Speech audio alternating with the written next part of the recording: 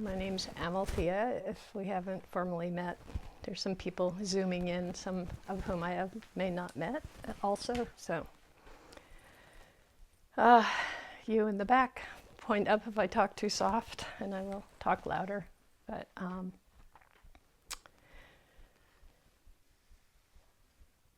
I feel like there's a couple of things I want to pass on.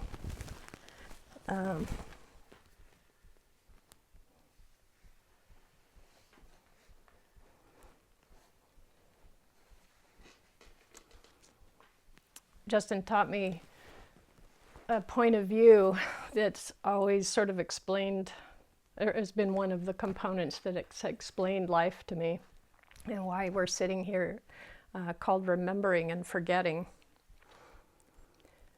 Remembering and forgetting.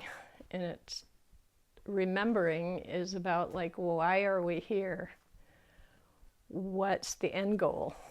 And in a way, you know, there is a long end goal, but there's an end goal for every single moment. They're tied together. So I don't want to cause distortion by saying an end goal like decades in the future or something. What's the end goal of being here right now? And forgetting is everything that gets in the way of that remembering. Like if you're in a dust storm, this image came to mind, like you're in the desert and it's a clear day, you set on a journey somewhere, and then a dust storm comes up. I was in the desert recently, and when the dust kicks up, it's hard to see where you're going, or a fog. You lose sight of where you're going. So in the same way, in like the internal homegoing, the internal seeking, there can be fog in your life, and it causes you to forget. And I had a recent, rather deep punctuation point experience of what that remembering is. So I think there's minuscule on the way rememberings that are in the direction of remembering something, and I'm going to describe this. It's a metaphor, and I'll try to help fill that out for you. But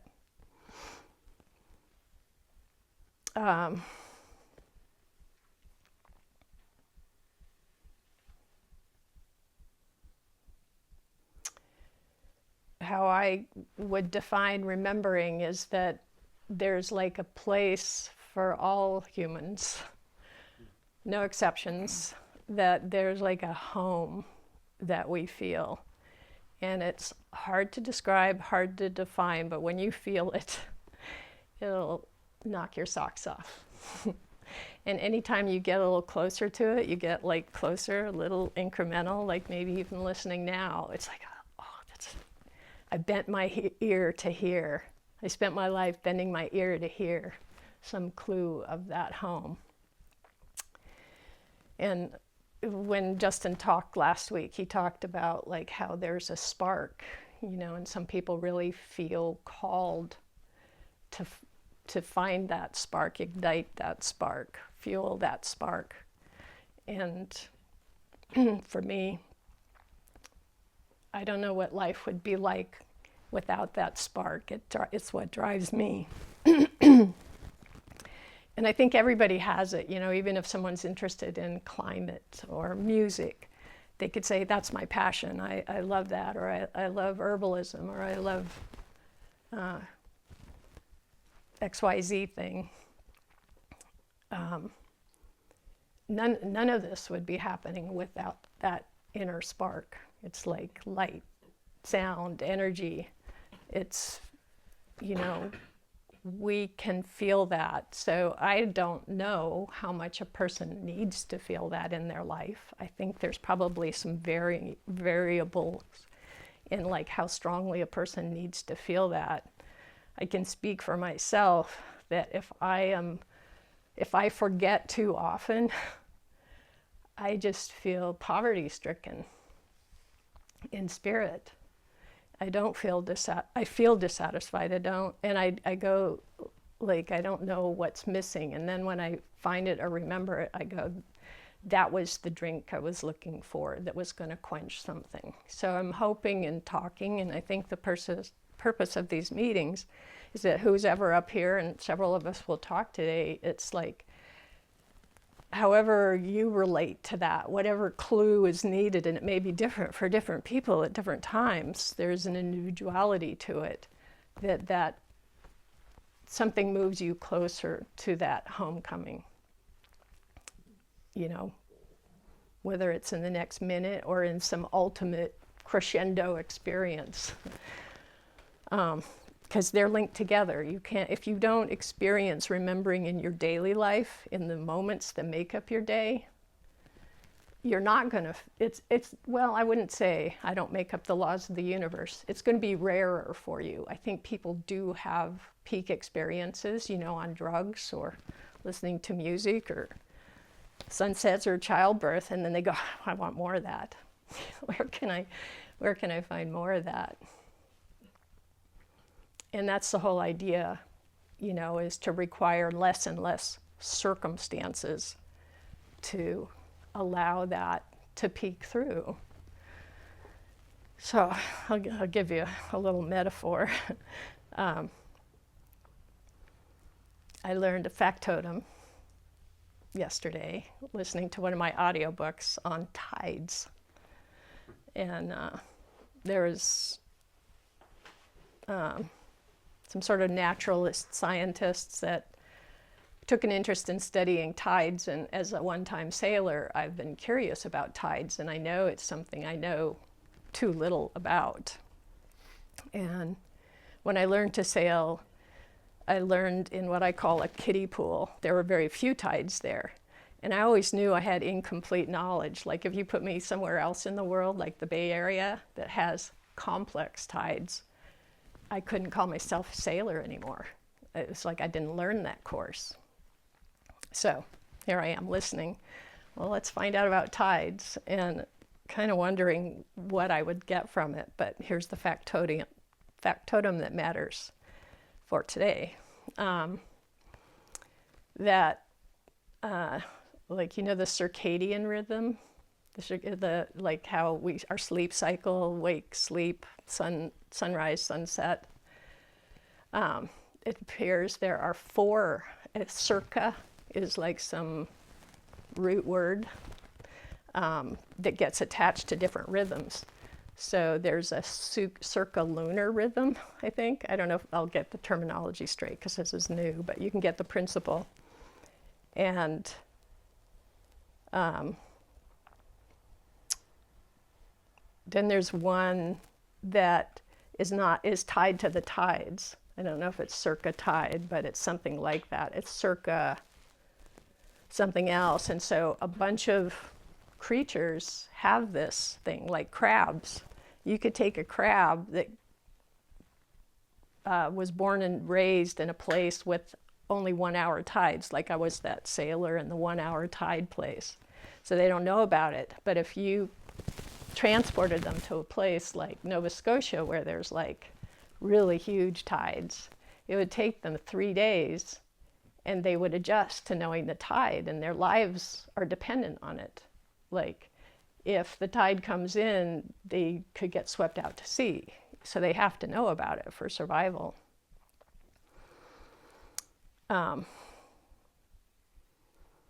So I put forth that we have a circa homing device, like a circa spiritual homing device in us, that we can attune ourselves, or if we get out of the way, there's this like natural capacity that we have that you could blind us, do anything to us, but we would know how to find our way home.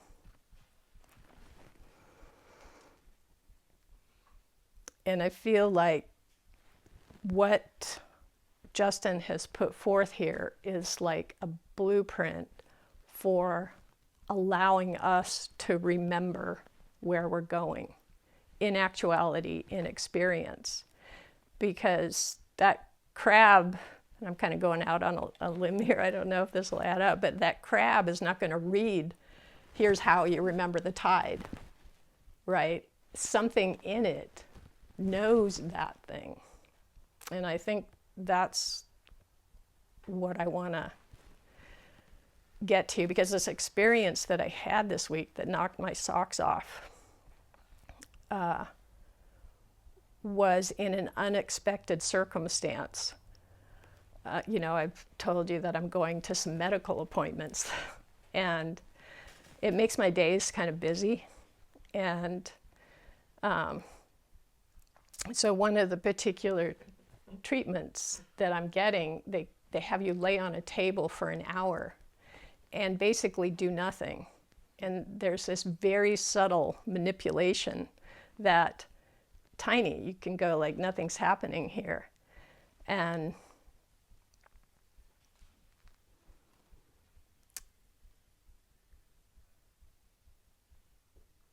in that day, a couple of days ago, to be able to lay still for an hour takes some quiet, right? So like if you are busy all day long and then you go, okay, boom, now I'm laying still, it's going to be a rough ride, and if you've been thinking about your taxes and this and that and the other thing, it's not going to go well for you. Probably not going to get the benefit from the treatment. So this particular day, I had stacked up too many things for me, for knowing the benefit of this treatment.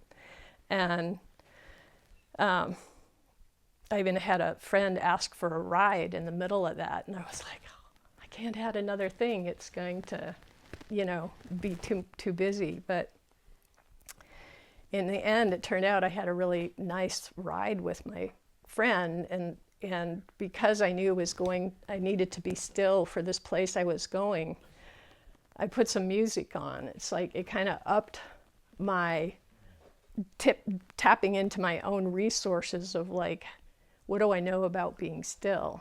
And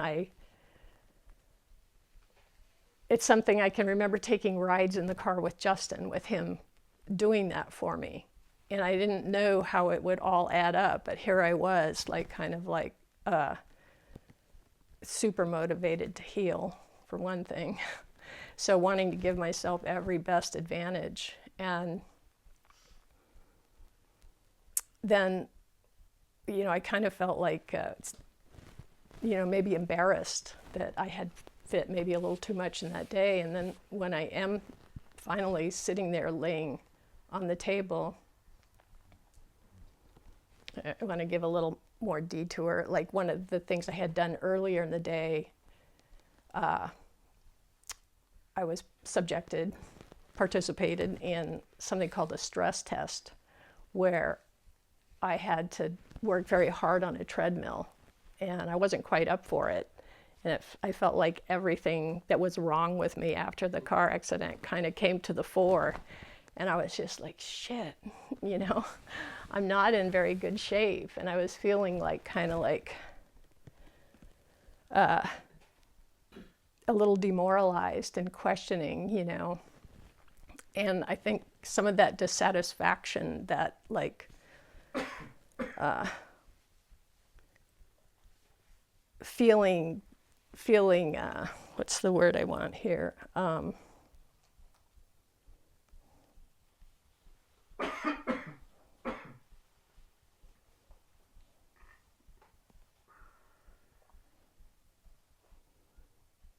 Like distressed, like there's a phrase that I'm trying to think of, like despair, like a certain amount of despair and ill-at-easeness. And like the despair comes not to kill us, to bring new life, but I was feeling more the emphasis on the despair, and looking for peace, looking to kind of have this all make sense to me. And then I was like laying there later, like at 5 o'clock in the afternoon, and really applied myself, just kind of disappeared, made space for some of the methods that I have learned through Justin, of connecting to that the quietest, innerest place you can go. And I completely, reconnected inside. And it was just like tears were coming down my face. And it was like, it's a little, I think, hard to describe, but I felt like basically the reason that I'm alive came back to me. Just an utter joy of feeling that spark of what a human life is about. Just like, it's simultaneously so happy and thrilled to be alive, and like no question about what I'm here for or what my priorities are. It's like the taste, a touch of this is like what we all came here for. And also sad, like some of my tears were a little sad because it's too infrequent. Even though it's more frequent in my life, there's no reason it doesn't need to be more frequent because of the fog and the dust storms and the forgetting that gets in the way. We live in a culture dedicated to distraction, entertainment, activity. And for this remembering, not only, but really often it requires subtlety and stillness. Imagine how our culture does not promote that. So I think I want to really convey a couple of things here, is that like how delicious and how worthwhile just a spark of that here and there. It's like getting plugged back in, and just like, I'm alive, and feeling like any question or any drama or should I this or should I that or what am I interested in, they all become like play under that. It's like without that spark, it's like you're trying to build a house with like no foundation. It's just like there's no foundation. It's like kind of funny to think something so ethereal can be a foundation. But for humans, I think it is. Like for that crab knowing about the tide pools, they have to know that thing. And that's how that spark feels to me. We have to know that thing. It's where our life comes from. It's what we plug into. We also are a biological creature, so that's important too. But I don't think without that spark you'd have a biological body.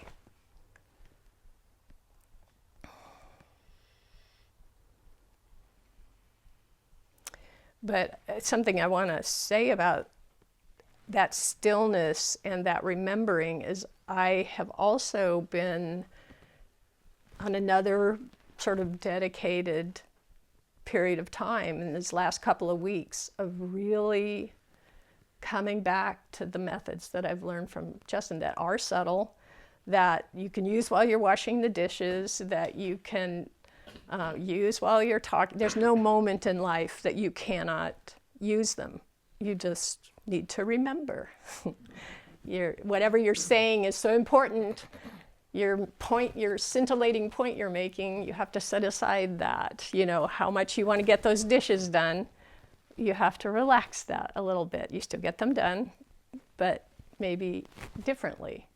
And I feel like it was such evidence that peak experience that I had was not so far away, because I'd been remembering incrementally tiny little moments. So I want to cheerlead for that and go like, because I've been around for a while, and you can take time where you go, I'm doing it part way. I'm doing it part way. But to outweigh the incoming impressions in that fog bank of stimulation as a Western person, fluent, active, you can live on the ridge and garden the whole day, and you can be distracted by gardening. I'm out there weeding, getting that done, but never a moment of remembering in that. So, remembering and forgetting. And if there's a good balance, it's not like forgetting is the devil. It's just, it's all proportions, and it feels like there's some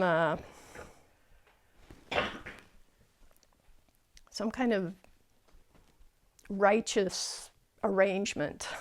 I want to call it divine law, but that feels too orthodox or something. I would just say like that it has to be prioritized to some degree, not because someone's sitting there saying you need to prioritize that, but it's like if that crab didn't obey the laws of its creatureness, it would get swept out to sea. You know, so we have to obey what we are.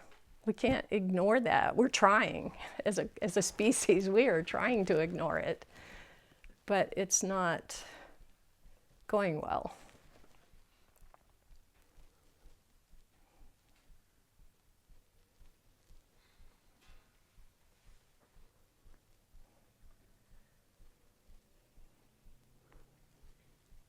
And I'm curious, you know, if more people did obey that, there'd be a little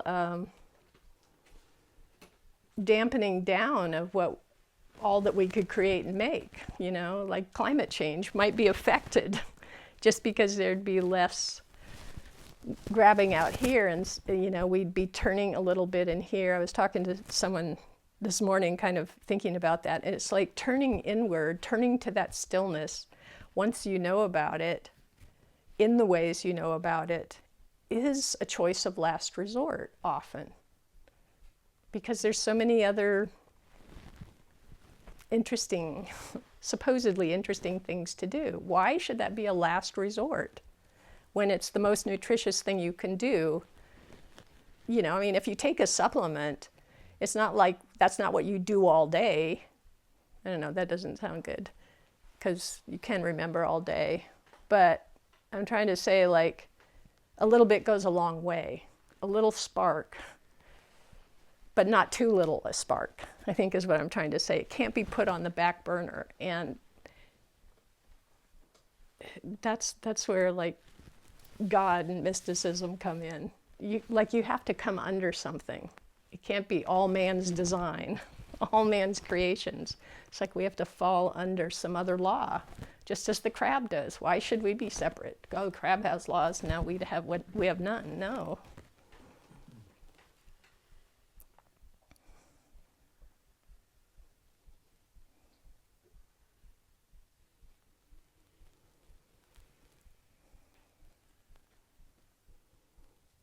That may be what I have to say, but I'm going to give a minute to see if I want to say something more other than maybe a little more is like how much gratitude I feel for Justin, you know, and how I kind of have this feeling when I have such obvious, powerful experiences that I feel beholden to pass it on, because it doesn't feel like it's for my life only. You know, it's like all humans want this and need this more. Whoever hears, you know, it doesn't matter if he didn't put that out, if he didn't hold this, remember, and are you forgetting too much? And look how you're forgetting, look how you're in the way. And I hope maybe some of the other people talk will help translate this into more how this affects your life, but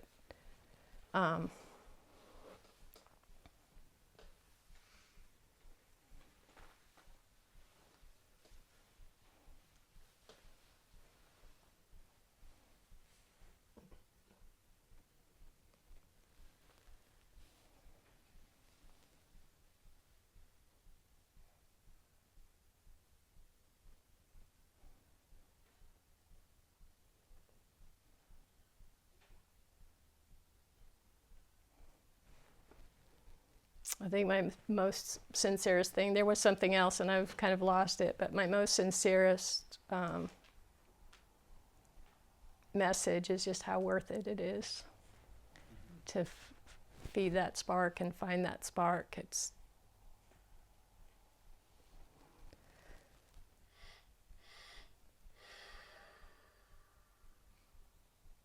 the most important thing. It's the most important thing to me.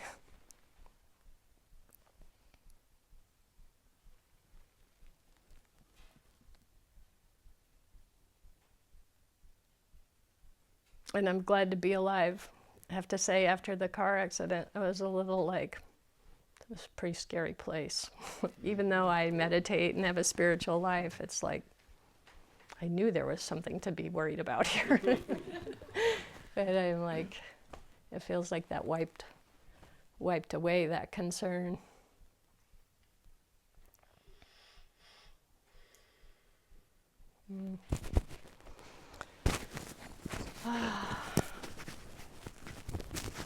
Matthew, would you like to say a few words?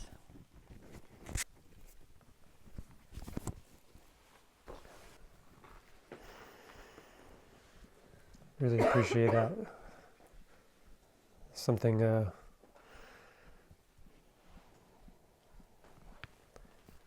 know I feel like I reconnected to why I'm here through what you're saying, and that place of, I've had it for a while, I think I don't know, when I kind of got this feeling of like, if there's something real and worthwhile in a spiritual, religious, something direction, it's got to be something that's available to everybody throughout time, throughout equally, like not something that you got because you were born here or had this. And I feel like you were speaking to that, like that it's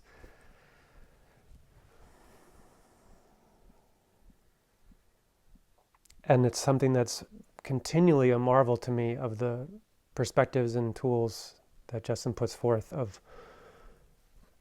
I came in looking for like, where might that not be the case? Where might there be something like, oh, this group's trying to be special in some way, or kind of like that they've got the thing. But everything that I've pushed on and tried and tested is like, anyone could apply this, and it doesn't have, it's like you got to verify it for yourself.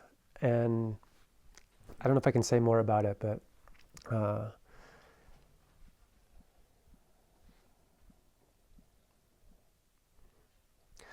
so I was taking in some of what Amalthea said about the remembering and forgetting, and this idea of laws. And I'm kind of an anarchist at heart, let's say. Their laws are not like an attractive word to me. And this one I'll speak to has been one of my least attractive laws, I would say, of just reading in the Company of Servants and Heroes yesterday, I think. And the essence of the chapter for me was talking about how anything that you want in life, you have to give up something to get it.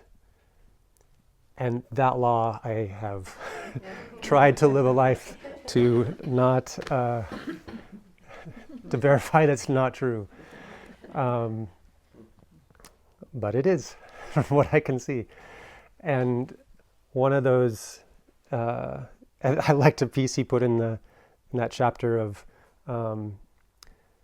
like if you want to, I don't know if it was lose weight or something, like you may need to watch what you eat or something, and you can eat, you can overeat, but if you overeat, that's what you might need to give up. And I like the feeling of, okay, there's maybe a little room for overeating, but there's something like to see and to get clear of, where's this extra fat, where is this extra that is just, for me it feels like old need, old habits, old, like that I think I need this thing, but if that wasn't there, what might it open up space for? So I think I can make the connection here, but there was something yesterday, I believe it was yesterday, exploring with some people at lunch about the Kenya slideshow that I think some of you were a part of, and I can describe briefly for those that weren't. Some of us went on a trip to Kenya, and we put together this slideshow, the second part of it, and we watched it a few nights ago. And I was part of the editing of that slideshow. And when the conversation, I think, was about, like, what I took from it was, wow, that like really knocked our socks off. But what about like where you stayed? There were no photos or videos of that, or the kitchen that you were using. And two things for me. One was, as a photo and video taker and also editor, this trip was so exotic in so many ways. Like, I'm putting in the scenes of like driving down the road and the camels are parting as we go through them, or the elephant trunk that's coming up and grabbing you, and or these girls in the rescue center that are singing their hearts out, and and so there was no picture of the bathroom, and that was so clear to me, of like, both there taking them and both in the editing process, like, what's the cool out there exotic thing. And through this I got to see, like, wow, there is a connection to how I view this other law, I might say, of process and product. Of, okay, the product is like, you're there at the giraffe sanctuary and putting the food in their mouth. But like, what about the walking up the gangplank as you get there before you're at the giraffe? Or what about how we got there and the walk that we took, and like, those moments are the dead ones, are the ones that don't matter, aren't going to get represented in this slideshow. But that's to almost think of my life as a slideshow. Like, if that's what I represent in that, then how do I go about these other moments in my day? And looking for the flashy product, the flashy content, the flashy, I'm here now, and the other times that I'm not. So I was there yesterday. We're going to repaint this, at least most of the sides of this garage. And so first need to take the paint off. So experimented with using a pressure washer to like get the paint off. So I'm working with Johanna, and we're going over there and getting this off. And I won't get into the details of what we found and what we're doing with it, but there was quite a lot of process for me. One who's sometimes, like, I can't take too much process on things. And Johor, those who know Johor will appreciate this particular way he said it. He's like, Matthew, this is a no pressure situation, so don't need to worry about like, whatever, getting it done. Or basically I heard him say, like, hey, there's product here, but you don't need to like be focused on that. And I appreciated that, and saw throughout the time this remembering, forgetting, basically, like, oh, the hose that we have is now not long enough to go around the corner. I need to go get the hose that I stored away for the winter and get that out and like hook that up. Like, oh, should probably like flush this through before we use it. And who knows what's air or whatever's in there. And so, okay, now go back and turn it off, and then come over here and undo it. Oh, I can't undo it because it's still pressurized. I gotta go let the pressure out over here. And just like so many little steps, and to catch the like, I don't like this.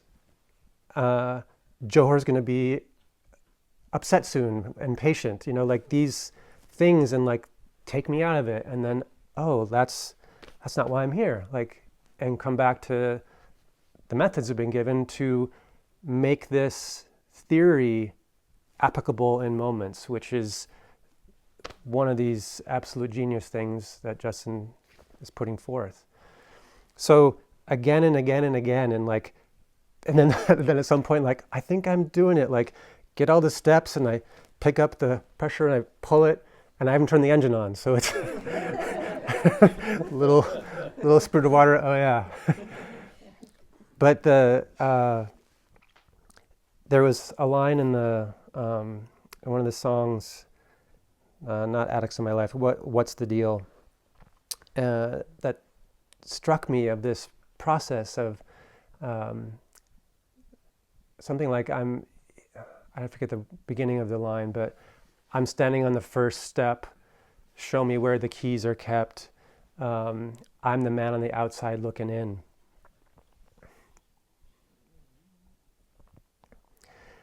And I feel like Amalthea spoke really well to what the in is. But in those moments, I'm like fighting on that step of I've even been given the keys, and am I on the outside looking in, or am I through the applying and remembering, am I going to be in for a moment, and then forgetting happens, and then in, and the more that takes place, the more this like metaphor for me of the Kenya slideshow makes sense, because I mean, there's nothing I want to take away from that trip or our experience or what happened, but it was like a 10 in terms of extreme outer exotic taking in. And to see, okay, here I am in my life now, and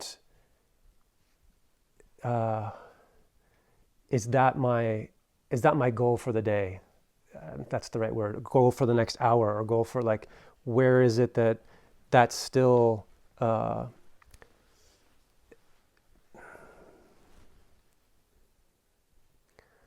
hope it's communicating. I think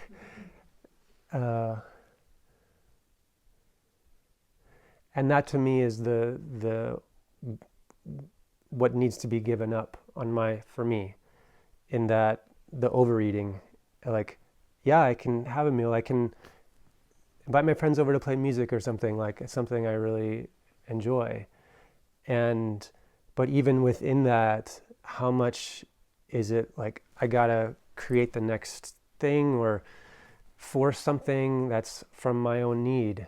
And when that's not there, there's been some really sweet things that open up, and can't connect it to, is that because of something that changed in me or not? But I can, I really appreciated something Justin said last week about, if you want a peaceful world, you have to have peaceful individuals. And to know how much of my life before was like trying to create the peaceful world, and whatever that is, the change of this or the change of that. And it's been a process, but to feel a lot more resolved in like, yes, those efforts are good, and God bless anyone who's going to be out doing it. And I still have some ways maybe I'm going to try and do it, but that for the amount of people here and what we've been given, that's my task. That's my chosen task. And to become one of those individuals, and I'm in the process of becoming, like, along, not like it's an end product goal either, but like that process, I think it's the keys to, by the end of the song, there's no cold wind left in my soul, and I'm going home.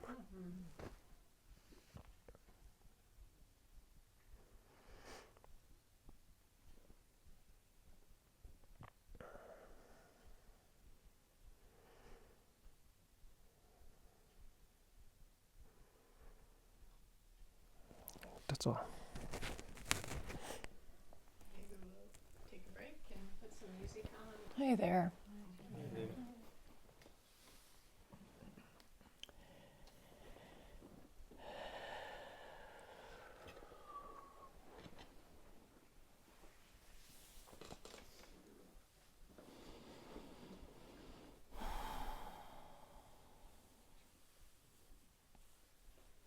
That was very nourishing for me.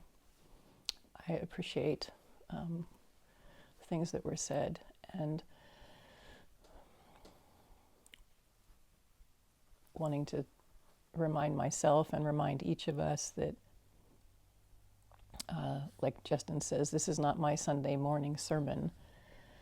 Like what he says to us when he occasionally speaks here, he said at the lunch table, he said at the dinner table, he said on a walk across the property. So each of these people here, anybody who's been around here for a while,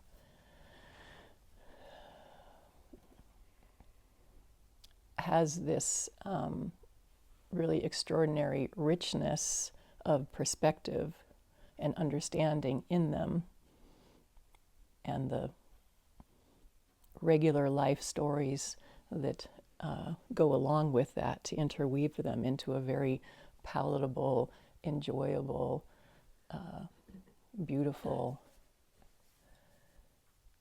inspirational lesson. So I'm kind of reminding myself that I could say to any of you, any day, any time, almost, like, hey, tell me what's real to you, what you're thinking about, what you're wanting, what you're hungering for. Like, it struck me that Amalthea sat here and told us what was real to her and what she's hungering for and what she's feeling, and it was like all the way up and all the way back.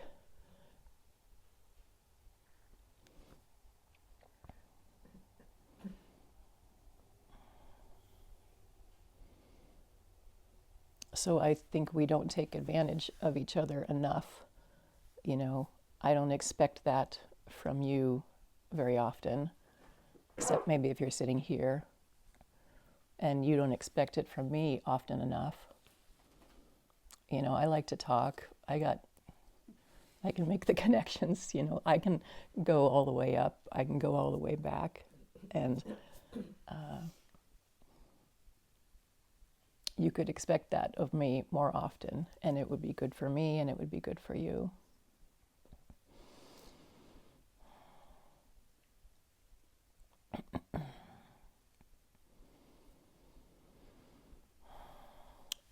I was singing some songs in my living room the other night, and I have this stack of songs that I'm like, want to be working on and want to be practicing and like that, and then I have this old pile of stuff that I printed and used to sing or occasionally sing, and I was like, okay, let's do something different. So I was flipping through these and saw "Blessed to Be a Witness," the Ben Harper song that's quite beautiful. And like, okay, the chords are there. So I sang that in the living room. And some of my housemates were there, and we talked about it afterwards. And Justin asked some questions about it. So what is he witnessing? What is he a witness of? What's he talking about? The first line of this song is Corcovado, part of the sky. The Christ the Redeemer, or Christ the King statue, on the hilltop overlooking. There's one Lisbon. There's another more famous one, or maybe that's modeled after one someplace else. So you've got, okay, is he talking about Christ? But then the rest of the words didn't quite. We're like, what's the next line about? What's that? So anyway, we're kind of playing with that and talking about what I took away, ultimately. What does it mean to me to feel blessed to be a witness? Because I recognize that for myself in Justin, that I'm a witness of a human being who is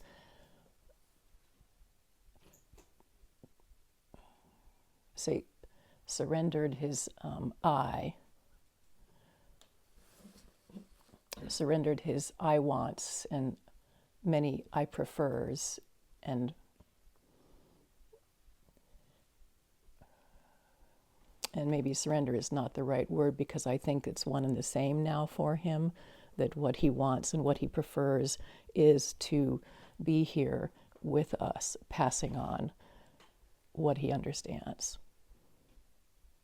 and trying to point us, help us reach towards something higher and finer.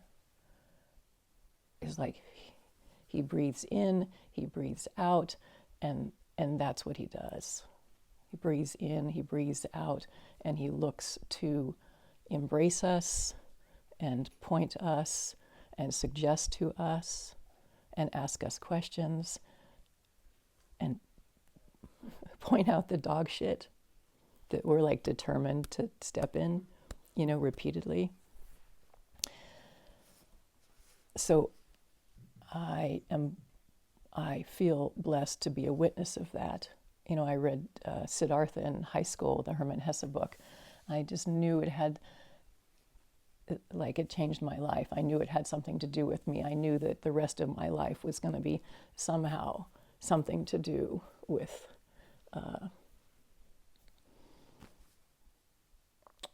a spiritual master and my connection with that being. So I met the Buddha. I live with the fucking Buddha.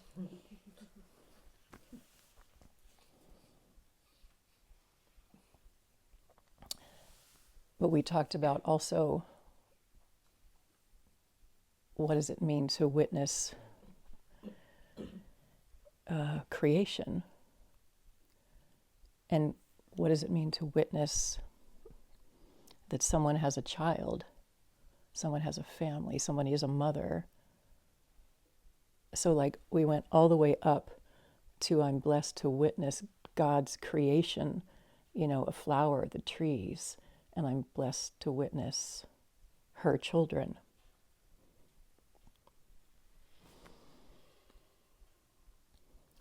And I was thinking it really as a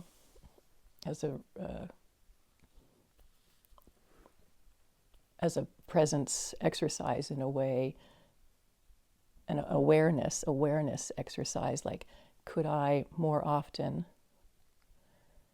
remember the great blessing I have to be alive, to have a body, to have speech, to have breath, and to have community and friends and this extraordinary place that we live? Could I more and more remember that, retain that and feel that blessing?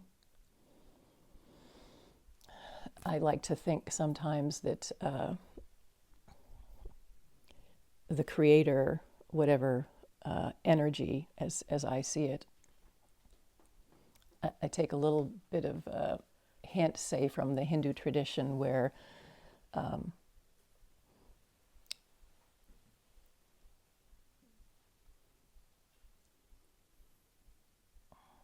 there's an idea that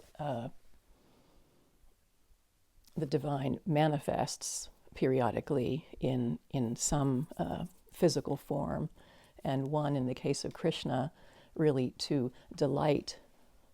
Krishna dances with all the cute girls, the gopis, and plays his flute, and they have a dalliance, whatever that word means. They dally in the woods. So one could see that, or some people see that, as the divine wanting to witness itself. So how does energy witness energy? And how fun is that? It's not. So the divine in its multiplicity, in its wisdom, in its hunger, in its hunger to multiply, to produce from one to become three, to become 6 and 12 and billions, that through that manifestation. Anyway, point I'm making, that maybe the divine looks out through our eyes, because the divine doesn't have eyeballs, right? The Hindu icons in a temple, if you've ever seen, and this is just the particular tradition that I'm familiar with, if you've ever seen Hindus in a temple, they will knock you down to get to the front, to get to the icon and see and be seen, darshan. They want to see the icon, the deity, but they also believe that like it is looking out. The divine is looking out through those eyes. Only once it's consecrated, once this icon, because once they want to replace it, they throw it in the river. They know this piece of clay is not God, but they will say when it is consecrated into the spot that this deity, Hanuman, whomever, that then once it's set there. I'm going to tell a little of this story just because I think it's interesting. There are times when they'll cover the icon, they dress it, whatever you offer. If you offer a flower lei, they put it on there. If you offer some sweets, like smush it on the face of the deity,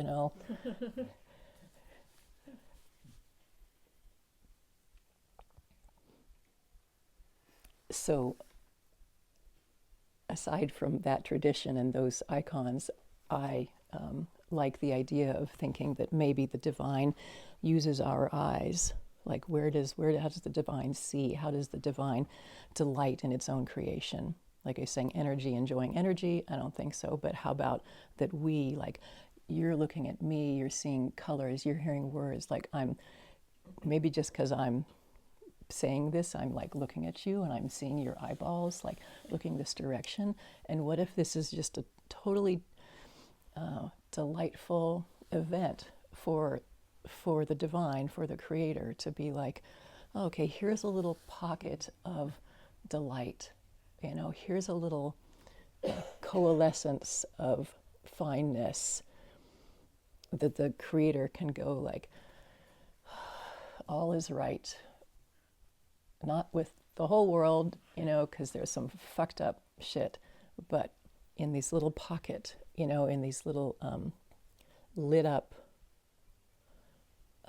brightnesses, pockets of brightness, all is right with the world of my creation, here and there, thank God, thank myself, good job.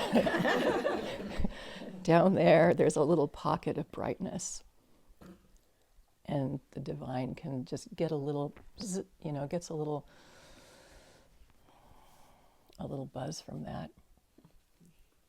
Anyway, that's curious.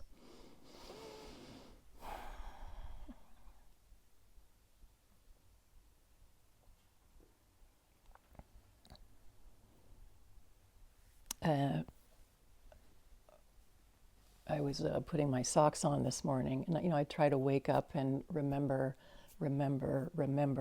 first thing in the morning. So I reach for, sometimes the first thing I do is reach for the curtains, open up and let the light in. So that reaching, I'm like, am I here? Here I am alive, another day. Thank you, God, for another day. Reach for the curtains.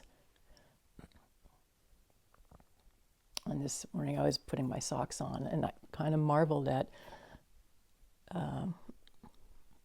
it's pretty complicated, little procedure.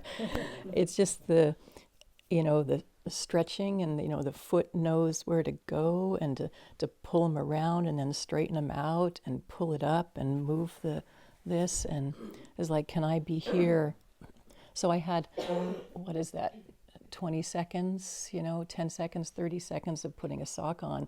And it was very easy to be there for it, because that was my intention. Like, I'm going to be here while I put this sock on. Like, what if we could do that? What is so hard? It's not difficult. It didn't take longer than if I were just doing it in oblivion. It didn't take longer. So I can't argue that, if I were aware of everything, it would take for fucking ever to get things done. It's not the case. I've proven that to myself. So why not? What is in the way of being here, being here, being here, being here? I mean, it's so exciting, the thought of that possibility.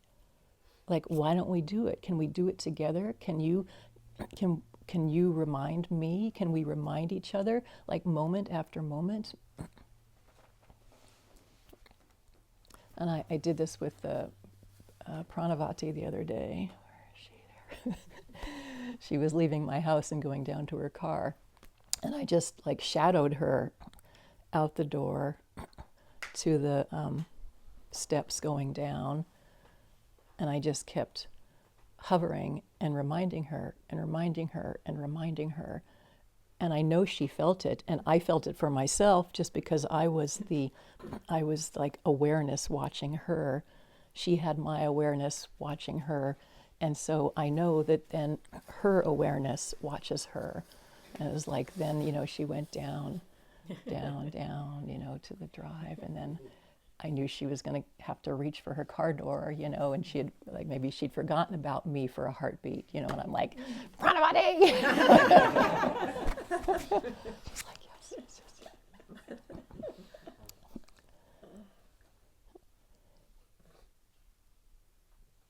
yes. Gurdjieff, it's written in this book by a guy named Uspensky, and he says, one person alone cannot get free. And, damn if we don't think we can. That's just, it's not our fault, it's just in us.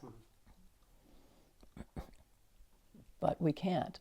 So if you're not willing to ask for help, be available for help, solicit help, give help, we will not get free, We will deceive ourselves. We will fool ourselves.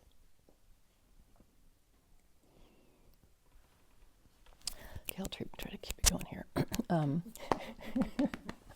Because I like to talk, and sometimes I enjoy my own talking, so just keep going. Sometimes I wish you were all in my bathroom with me. I mean, not all, not all of you, but, I made you laugh.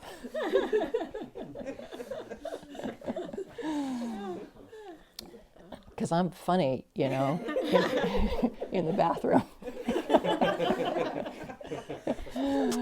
I think we're all funny just because it's a bathroom, so it's a funny, life is funny. But I don't remember what the point of that was, but so blessed to be a witness, help each other, ask for help, and see ourselves as we are. It's a pretty damn simple formula. It's a pretty straightforward formula that we're being presented with, that Justin is guiding us. Did you see that? Did you notice that? Why did you do that? What was your thinking there? Thinking this Kenya slideshow, this is the gift that keeps on giving, because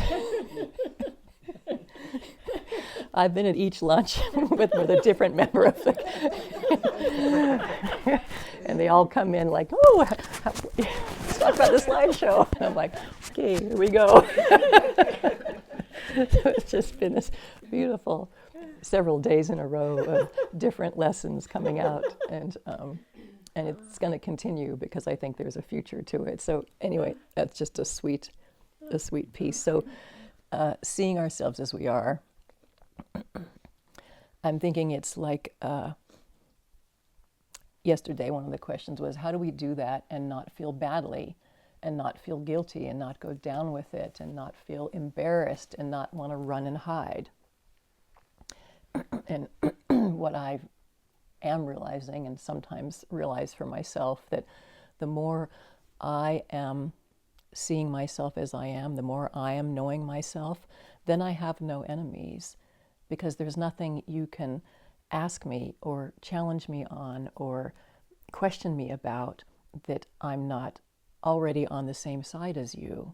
And it's really, so, but often I haven't asked myself the question. I'm still taken by surprise, and it's like, oh no, I didn't, that wasn't me, I didn't do that, and I know what you're talking about, and it was really fine, it was and that's just exhausting for everybody. But the more and the faster and the more we can study ourselves, then occasionally a question might take us by surprise, but hopefully would be like, yeah, no, I know. Tell me about it. Tell me about it. I've been thinking about that. I'm really disappointed, or I'm a little disappointed, or I'm not sure, but I'm thinking about that. Maybe that thing I do is not cool. But I'm already there. I'm already there. I should be one step ahead of you busting me.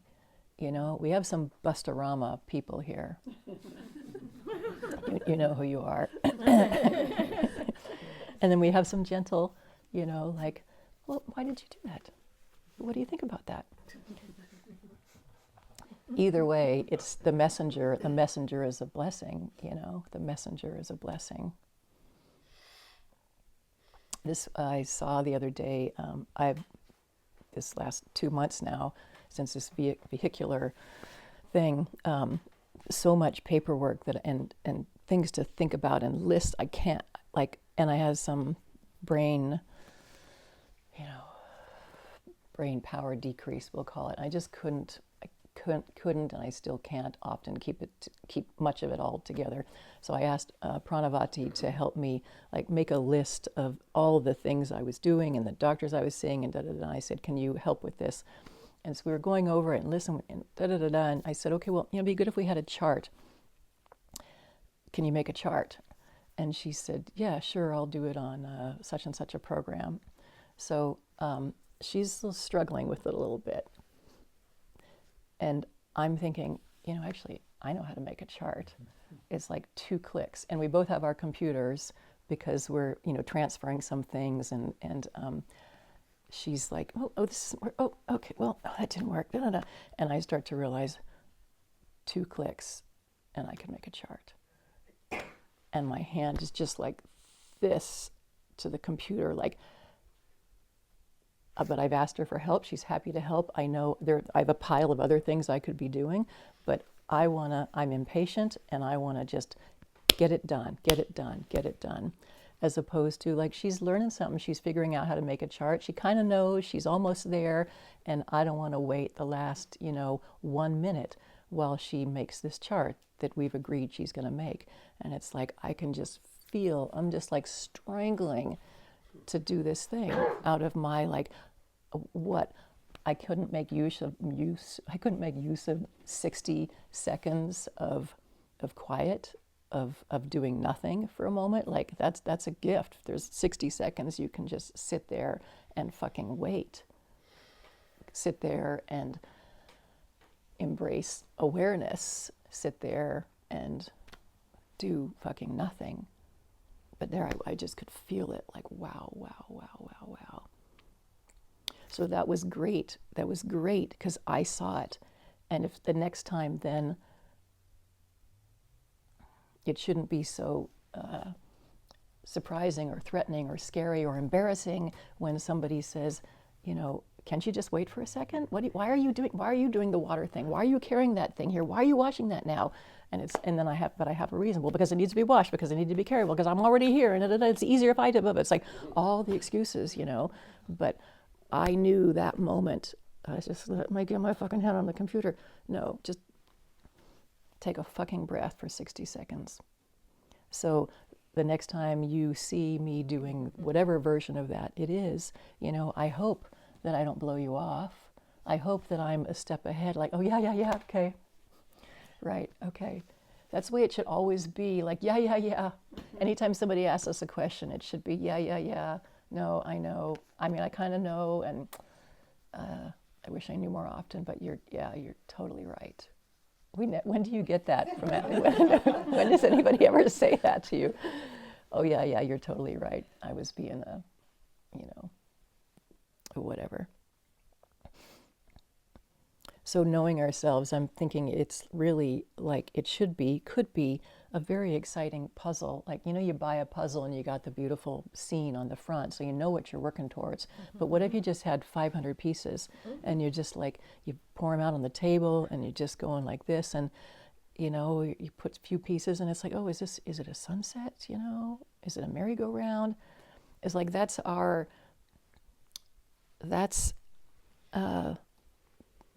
that's us. We're like these, 500 pieces all spread out on the table, and we barely fucking know what the picture is supposed to be. Like, why do we not know ourselves? Why do we not know in a moment?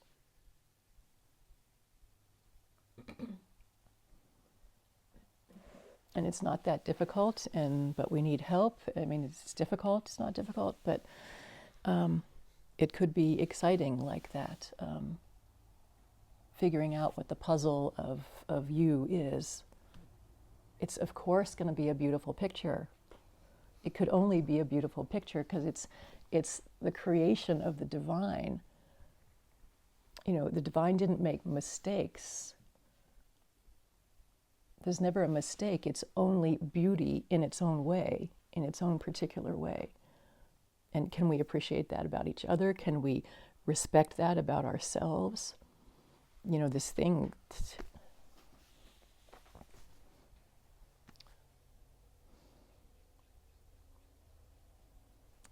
The I'm so bad, or I'm so, oh gosh, that just, we're God's creations, and it's all just okay, and it's all beautiful, and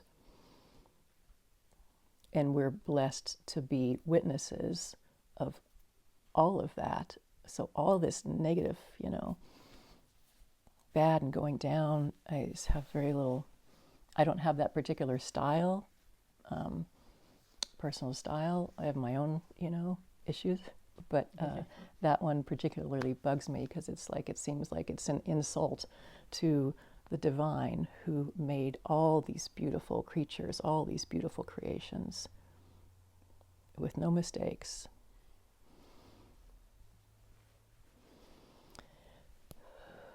One more thing I'm thinking that